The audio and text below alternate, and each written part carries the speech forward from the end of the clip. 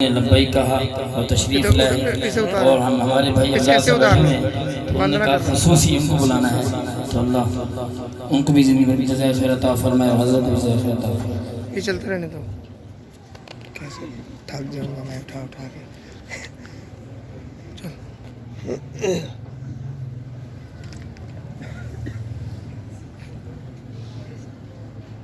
یار وہ اتر گیا لاک اس کا وہ لاک نکل گیا اس کا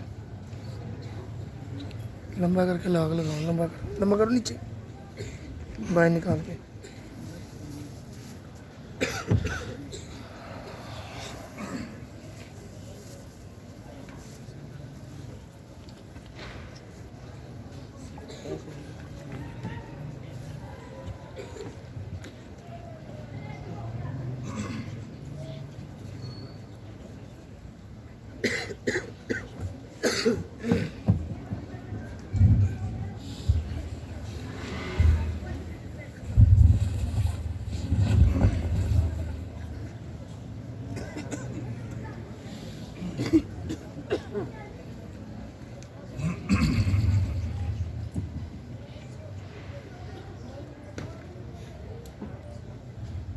الحمد لله الذي خلق الموت والحياة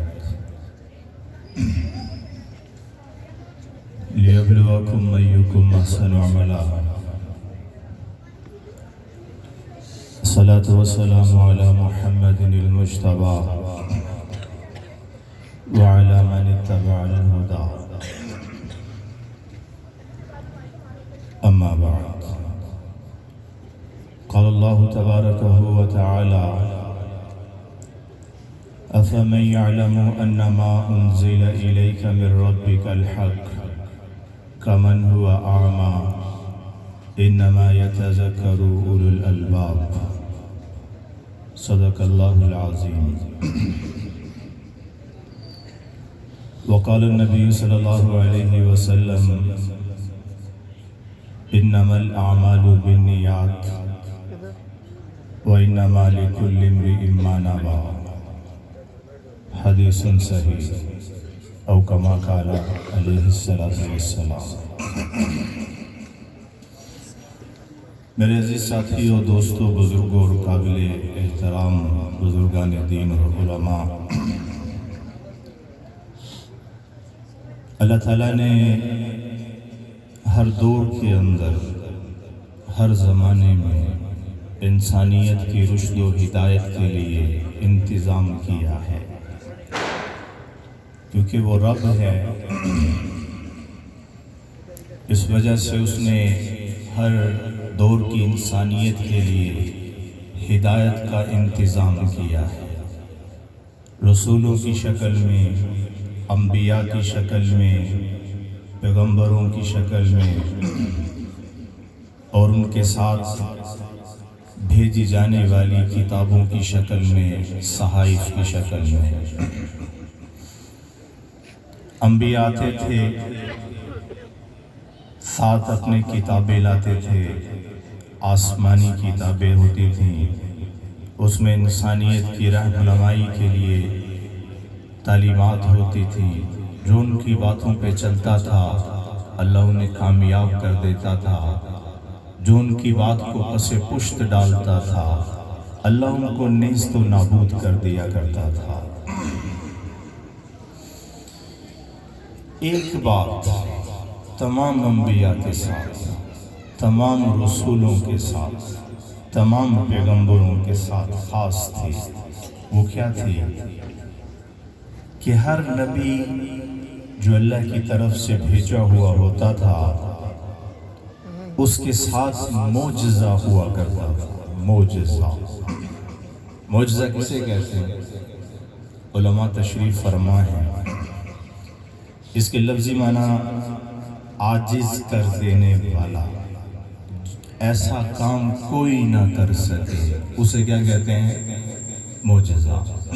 اس کی تعریف کیا ہے؟ اس کی ڈیفینیشن کیا ہے؟ ایسا امر، ایسا کام جو چیز کی ماہیت کو ہی تبدیل کر دے، چیز کی حقیقت اور اس کی ماہیت کو ہی تبدیل کر دے، اگر نبی یا کسی پیغمبر یا کسی رسول کے ہاتھ سے سرزد ہو تو اسے کیا کہتے ہیں؟ معجزہ۔ ہر نبی آتا تھا، اس کے ساتھ ایک معجزہ ہوتا تھا، ایک سے زیادہ بھی معجزے ہوا کرتے تھے۔ ابراہیم علیہ السلام کے ہاتھ پر اللہ پاک نے معجزہ ظاہر کیا کہ ان کو آگ میں ڈالا گیا تو آگ گل و گلزار بن گئی، دوسروں کو جلاتی ہے، ابراہیم علیہ السلام کو جلا نہیں رہی۔ اور وَسَخَّرْتَ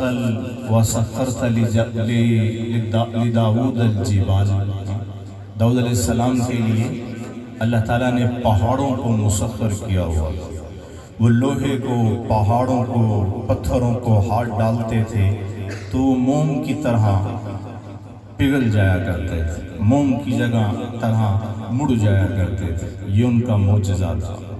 وَلِسُلَيْمَانَ الرِّيَاحَ وَالشَّيَاطِينِ، سلیمان علیہ السلام کے لیے کیا معجزہ تھا کہ ان کے تابع ہوا تھی جو ان کے تخت کو لے کر صبح سے شام تک ایک جگہ سے دوسری جگہ لے کر پرواز کرتی تھی، اور ان کے تخت کے اوپر 1,00,000 کرسیاں ہوتی تھی جس پر انسان بیٹھے ہوتے تھے اور ہوا ان کو اپنے دوش پر لے کر اڑا کرتی تھی۔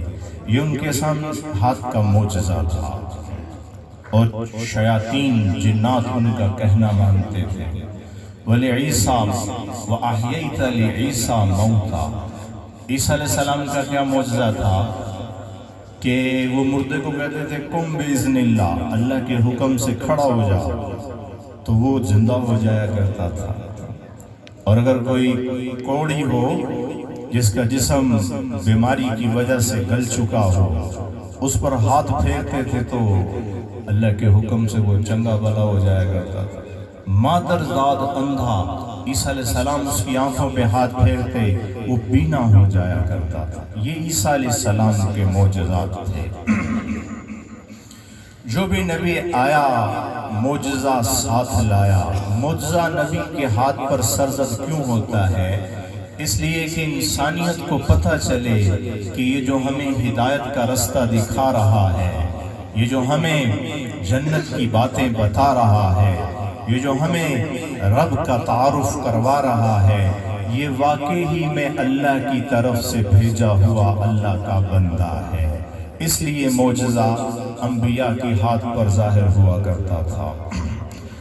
آخر میں رسول اللہ صلی اللہ علیہ وسلم دنیا میں تشریف لائے، امام الانبیاء رحمت للعالمین، محبوب خدا محمد مصطفیٰ صلی اللہ علیہ وسلم، وہ دانائے سبل، ختم الرسل، مولائے کل، جس نے غبار راہ کو بخشا، فروغ وادی سینہ، نگاہ عشق و مستی میں وہی اول وہی آخر، وہی قرآن وہی فرقان، وہی یاسین وہی طٰہٰ۔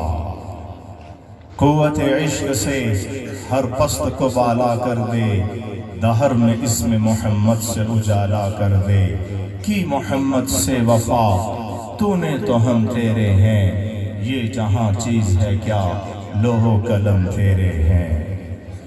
آخری نبی دنیا میں آ گئے، معجزات جتنے حضور کے ہاتھ سے سرزد ہوئے، کسی نبی سے، کسی پیغمبر کے ہاتھ پر ایسے معجزات سرزد نہ ہو سکے، اور اتنی تعداد میں نہ ہو سکے جو آپ کے میرے اور ساری کائنات کے سردار رحمت للعالمین محمد مصطفیٰ صلی اللہ علیہ وسلم کے ہاتھ پر اللہ تعالیٰ نے سرزد فرمائے ہیں۔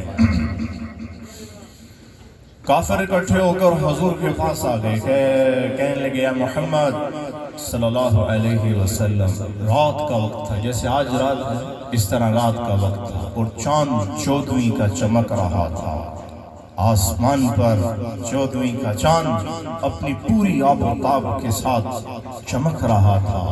کافر آ کر کہنے لگے یا محمد صلی اللہ علیہ وسلم اگر تم سچے اللہ کے نبی ہو تو پھر اس چاند کے 2 ٹکڑے کر کے دکھاؤ، اگر یہ چاند 2 ٹکڑے ہو گیا تو ہم تمہارا کلمہ پڑھ لیں گے۔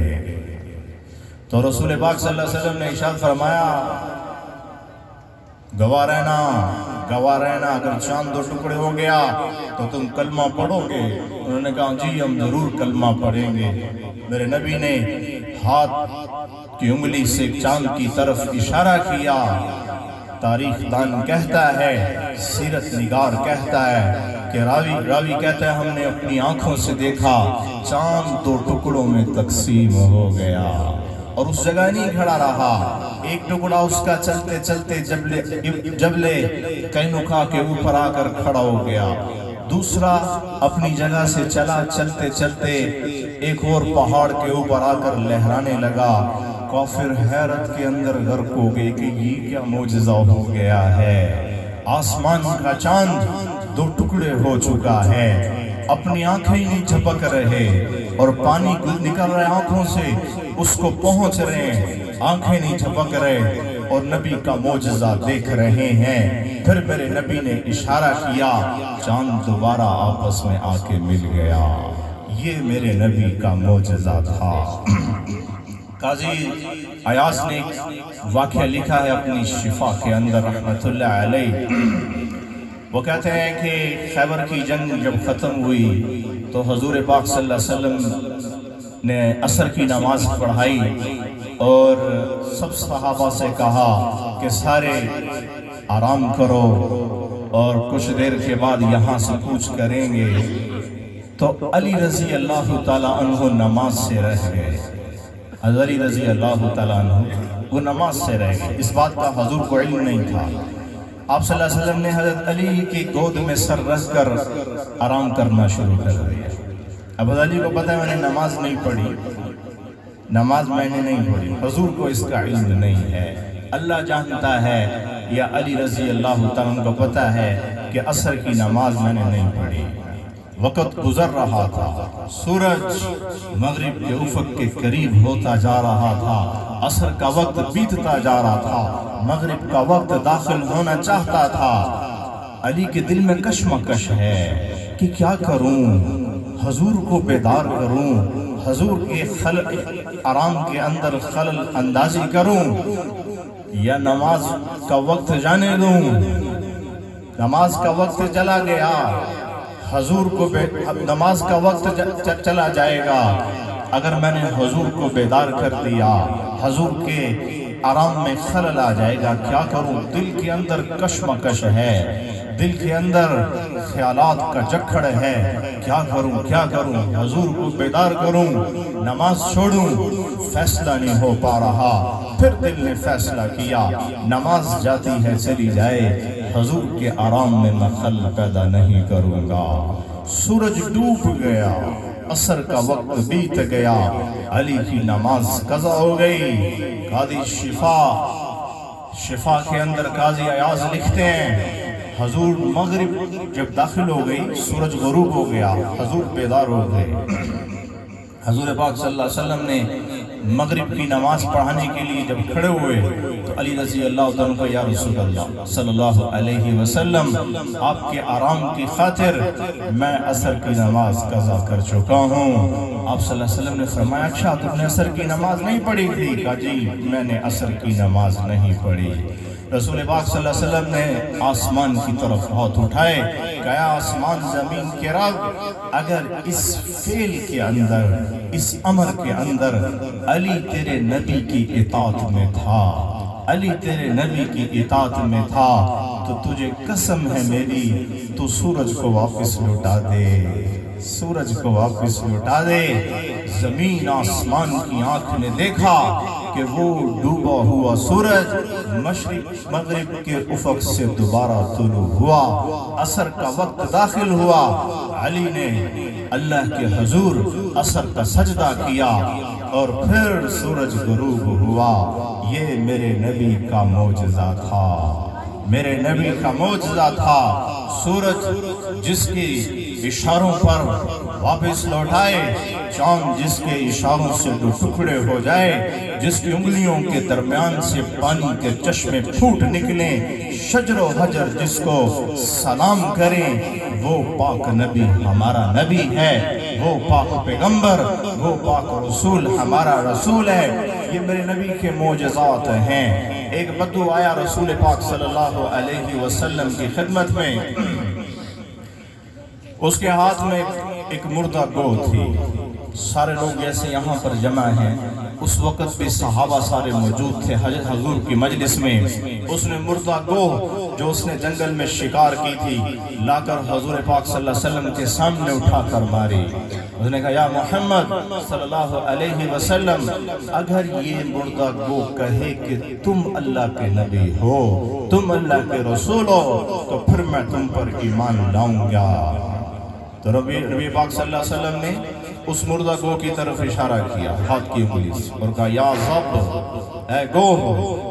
دیکھنے والوں نے دیکھا کہ وہ مردہ گو کے اندر اللہ نے زندگی ڈال دی، اور وہ حرکت کی اس نے، اس کا منہ یوں نیچے زمین کی طرف ڈھلکا ہوا تھا، اس نے یوں اوپر کی طرف منہ اٹھایا اور بولی خاموش نہیں رہی، لبیک و سعدیک یا زین من واف یوم القیامہ، میں حاضر، میں جواب دینے کے لیے حاضر، پوچھئے اے وہ ہستی کہ جس کی وجہ سے کل قیامت کا دن سجایا جائے گا، جس کی وجہ سے رب کل قیامت کے دن کو رونق بخشے گا، بتائیے آپ نے مجھ سے کیا پوچھنا ہے؟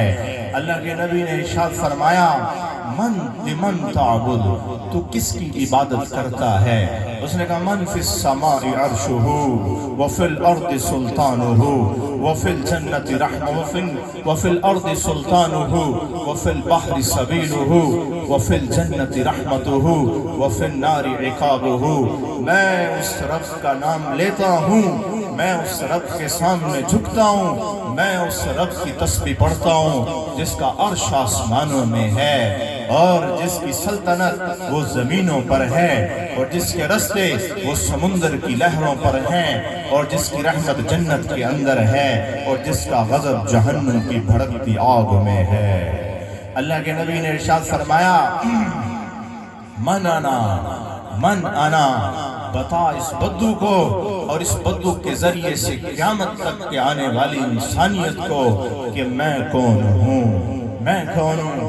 اس مردہ کوہ نے جواب دیا انت رسول رب العالمین، انت رسول رب العالمین وخاتم النبیین، قد افلح من صدقک وقد خاب من کذبک۔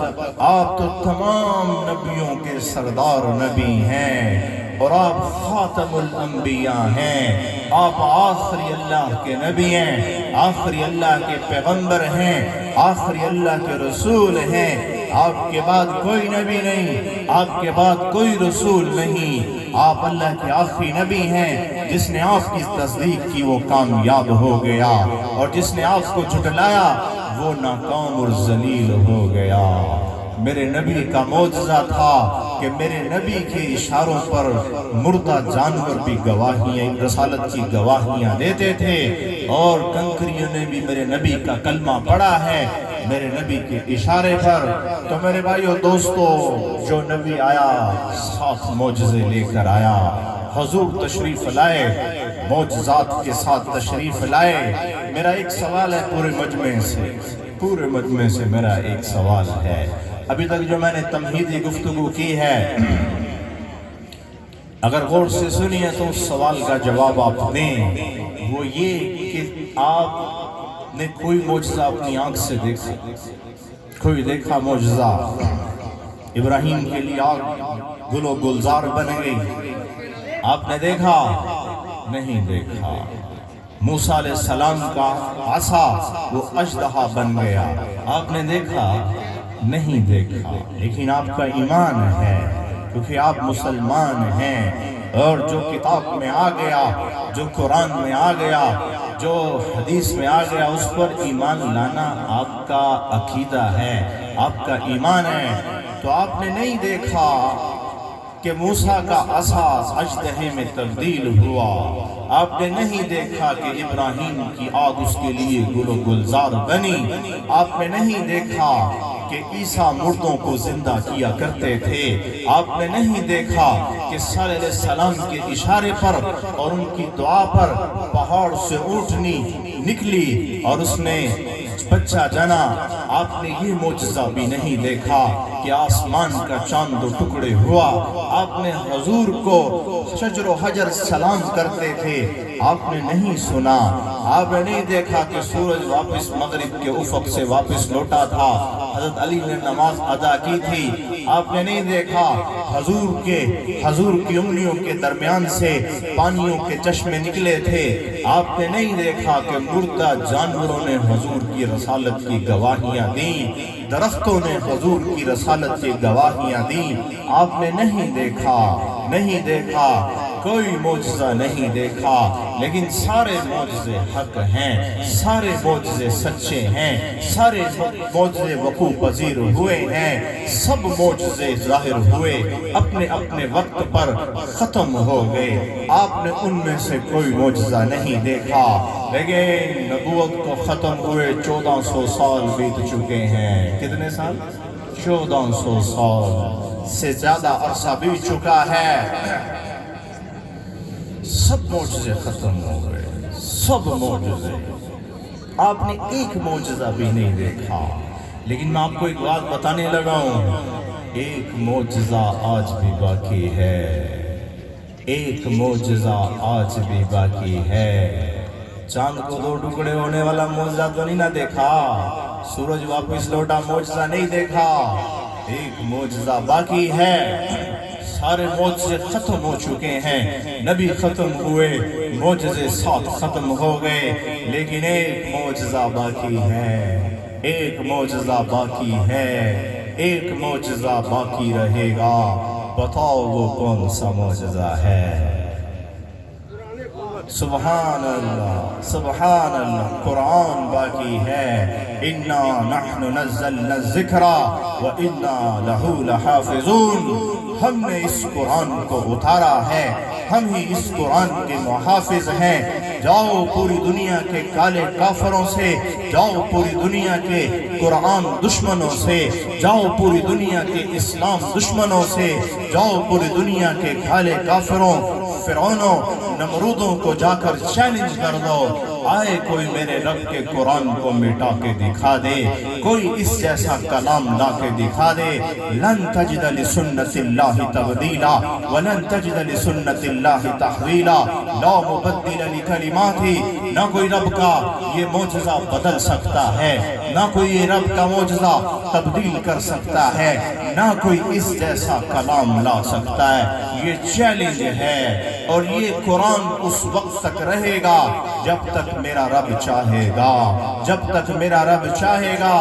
میرے دوستو، میرے بھائیوں، آج اسی معجزے کا حفظ کیا گیا ہے، آج اسی معجزے کو پڑھا گیا ہے، ایک بچے کا حفظ ہوا ہے، ایک نے اس معجزے کو ناظرہ یاد کیا ہے، چھوٹی بات نہیں ہے، چھوٹی بات نہ سمجھو۔ اللہ تعالیٰ نے نبی پاک صلی اللہ علیہ وسلم نے ارشاد فرمایا ان فی الجنت نہر، جنت میں ایک نہر ہے، اسمہا ریان، اس کا نام ہے ریان، علیہا مدینۃ من مرجان، وہ نہر جنت کی جو نہر ہے اس کے اوپر بغیر کسی سہارے کے، نہ اوپر سے کوئی سہارا نہ نیچے سے کوئی سہارا، معلق ہے، معلق، ایک مدینہ، ایک محل ہے، ایک شہر آباد ہے۔ وہ شہر کس چیز کا ہے؟ آپ کے گھر جو بنتے ہیں وہ گارے مٹی سے بنتے ہیں، سیمنٹ بجری سے بنتے ہیں، وہ جو محل ہے اس جنت کی نہر کے اوپر حدیث میں آتا ہے من مرجان، وہ مرجان کے موتی سے بنا ہوا ہے، مرجان کے موتی سے بنا ہوا ہے، لہو 70,000 باب، اس کا ایک دروازہ نہیں ہے، اس کے 70,000 دروازے ہیں۔ کتنے دروازے ہیں؟ 70,000 دروازے ہیں۔ من فضة و ذهب، ایک سونے کا، ایک چاندی کا، ایک سونے کا، ایک چاندی کا 70,000 دروازے، اور کس کے لیے ہیں؟ لحامل القرآن، آج جس بچے نے حفظ کیا ہے اس کے لیے وہ محل بن چکا ہے، اس کو بھی مبارک ہو، اس کے ماں باپ کو بھی وہ محل مبارک ہو۔ اب آگے سنو، اتنے پہ حدیث ختم نہیں ہو رہی، آگے سنو سنو سنو، دنیا والوں کا احساس کرنے والوں، دنیا والوں کا استقبال کرنے والوں، آج قیامت کے دن اس بچے کا کیا استقبال کیا جائے گا؟ وہ 70,000 کے سونے چاندی کے دروازوں والا محل، اس کا پہلا دروازہ کھلے گا، پہلا دروازہ کھلے گا، ایک دروازے سے، پہلے دروازے سے 70,000 غلمان نکلیں گے، 70,000 غلام، اور آ کر اس حافظ قرآن کو سلام کریں گے، السلام علیکم، السلام علیکہ حافظ صاحب، السلام علیکم، السلام علیکم، سلامی مل رہی ہے۔ یہ کوئی جرنل نہیں ہے وقت کا، یہ کوئی کمانڈر نہیں ہے، یہ کوئی صدر نہیں ہے، یہ گورنر نہیں ہے، یہ وزیر نہیں ہے، یہ M P A M N A نہیں ہے، یہ حافظ صاحب ہیں، حافظ صاحب ہیں، یہ عالم دین ہیں، یہ عامل دین ہیں۔ ہاں جی حافظ صاحب السلام علیکم، 70,000 فرشتے اس کو پہلے دروازے سے نکل کر سلام کریں گے، اور ہر ایک کے ہاتھ میں ایک گفٹ ہوگا، ہر ایک کے ہاتھ میں ایک تحفہ ہوگا، حافظ صاحب کے پاس رکھیں گے، حافظ صاحب یہ آپ کا تحفہ ہے۔ 70,000 کے 70,000 غلمان اپنے تحفے رکھ کے چلے جائیں گے، پھر دوسرا دروازہ کھلے گا، دوسرا دروازہ کھلے گا۔ 70 اور 70 کتنے ہوتے ہیں؟ 70 اور 70 1,40,000 فرشتے، پہلے سے ڈبل فرشتے دوسرے دروازے سے نکلیں گے، سلام کریں گے حافظ صاحب کو، چلے جائیں گے، اور سب کے ہاتھ میں ایک ایک گفٹ ہوگا، وہ دیں گے اور چلے جائیں گے۔ تیسرا دروازہ کھلے گا، 140 اور 140 کتنے ہوتے ہیں بھائی؟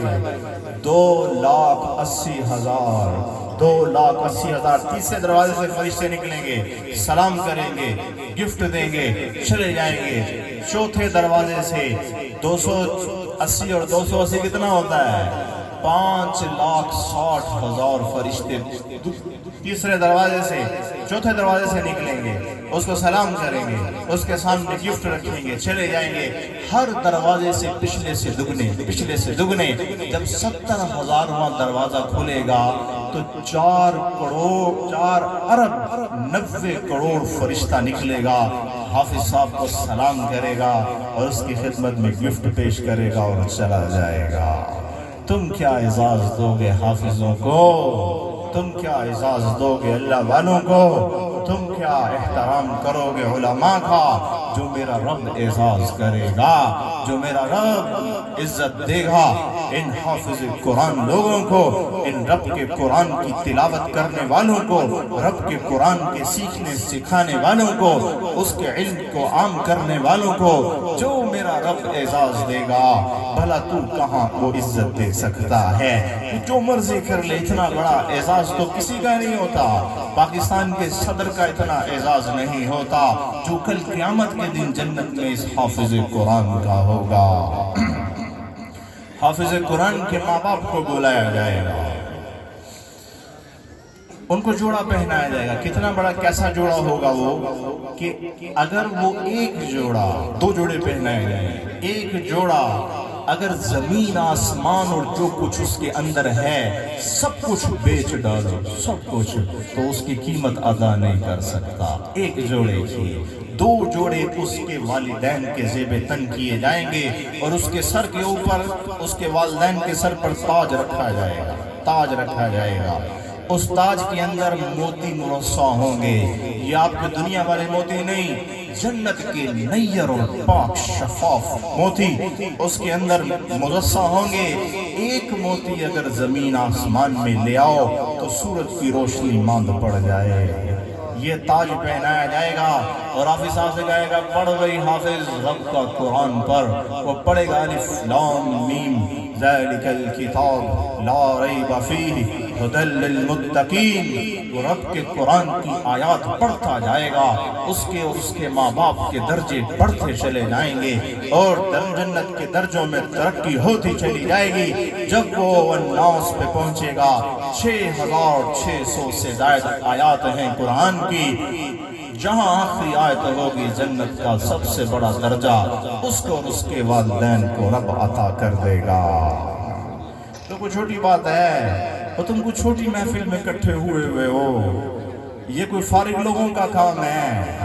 یہاں جو رحمتیں برس رہی ہیں، یہاں جو رب کی الطاف اور اس کی محبت کی نگاہیں آپ پر پڑ رہی ہیں، وہ بھلا کسی اور مجلس میں پڑھ سکتی ہیں؟ آج حافظ قرآن کی عزت افزائی کے لیے یہ محفل سجائی گئی ہے، اس معجزے کے لیے کہ جب سب معجزے ختم ہو گئے رب کا یہ معجزہ باقی ہے۔ اور یہ معجزہ میں آپ کو بتاؤں، ہائے ہائے ہائے، ہمارے دل دنیا سے متاثر ہیں، اس کے اندر دنیا کا زنگ بھی ہے، دنیا کی محبت کا اندھیرا بھی ہے۔ کاش اس میں رب کا خوف ہوتا، کاش اس میں رب کا ایمان ہوتا، رب کی معرفت ہوتی، تو میں آپ کو کیا بتاؤں، یہ قرآن تو ہدل للناس ہے، ہدل للمتقین ہے، اس کی ایک ایک آیت ہدایت دے دیتی ہے، ایک ایک آیت دلوں کی زندگیاں بدل دیتی ہے۔ اگر غور اور توجہ سے اور سیکھ کر اس قرآن کو پڑھا جائے، یہ عام کتاب نہیں ہے، عام کتاب نہیں ہے، پر مسئلہ یہ ہے کہ یہ ہیرا جن کے ہاتھ میں آیا ہے، فی الوقت فی الحال مسلمانوں کا جو حال ہے اس اعتبار سے بات کر رہا ہوں، اس وقت یہ جوہر کسی نبینا کے ہاتھ میں جیسے آ جائے اور اس کو پتہ نہ ہو اس کی کیا قیمت ہے، قرآن وہ جوہر ہے جو میرے آپ کے ہاتھ میں، ہم اس کی قدر نہیں پہچانتے، ہم اس کی قیمت نہیں پہچانتے۔ آؤ اس قرآن کی ایک ایک آیت نے کیا حشر برپا کیے ہیں، ایک ایک آیت نے، چند آیتوں نے زندگیاں تبدیل کر دی ہیں۔ میں صرف ایک واقعہ سنا کر اپنی بات کو ختم کرتا ہوں۔ دار ارقم کے اندر، دار ارقم میں ایک محفل لگی ہوئی ہے، ایک محفل جمی ہوئی ہے۔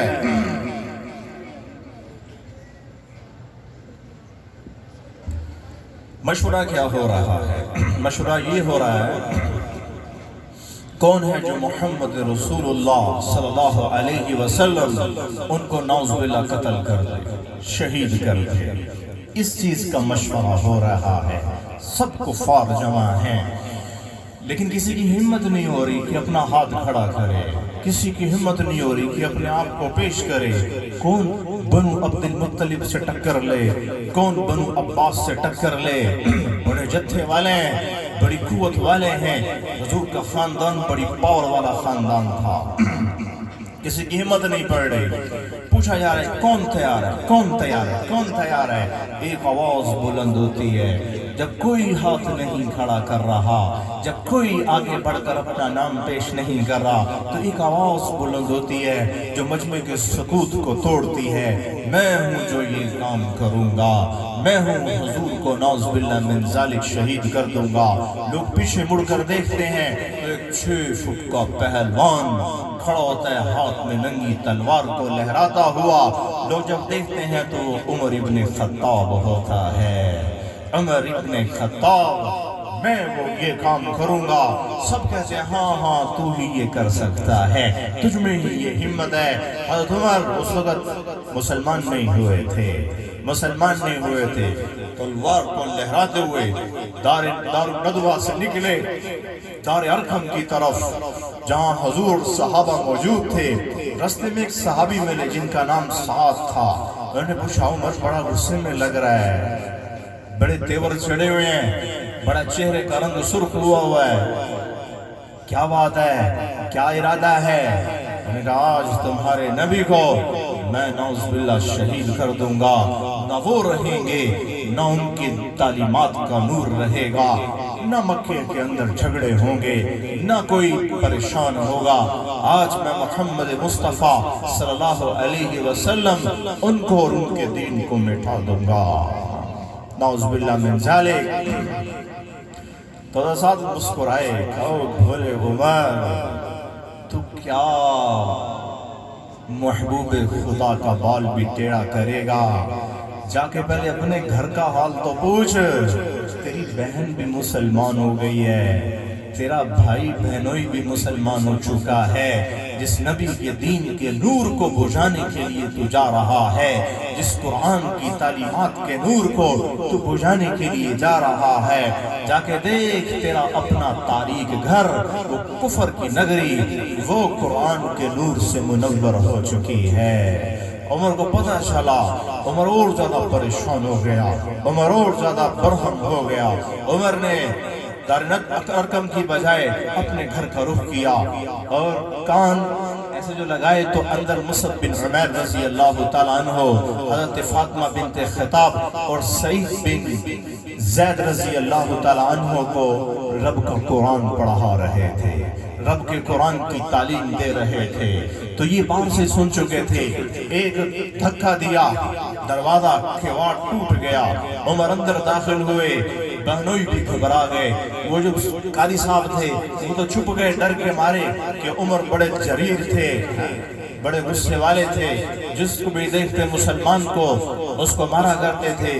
بہنوئی کو پکڑا، مارا، سارا خون، چہرہ خون سے بھر گیا، بہن کو پکڑا، مارا، خون میں لت پت کر دیا۔ پھر تھوڑی دیر کے بعد عمر رضی اللہ تعالیٰ کا بھی ذرا دل نرم ہوا، جب بہن کو خون میں لت پت دیکھا، اپنوں کو ہی خون کے اندر لوٹتا پوٹتا دیکھا، تو عمر تھا، کوئی پتھر تو نہیں تھا، وہ بھی پسیج گیا۔ کہنے لگا اچھا چلو دکھاؤ تم کیا پڑھ رہے تھے۔ تو بہن کہنے لگی نہیں تو ناپاک کافر ہے، جا پہلے غسل کر کے آ، جا پہلے رب کا جا پہلے پاک ہو کر آ، پھر تجھے ہم رب کا قرآن سنائیں گے۔ عمر گئے، غسل کر کے آئے، بیٹھے، قاری نے رب کا قرآن سنو، قرآن سننے والوں، قرآن کی تلاوتیں پڑھنے والوں، پورا قرآن پڑھ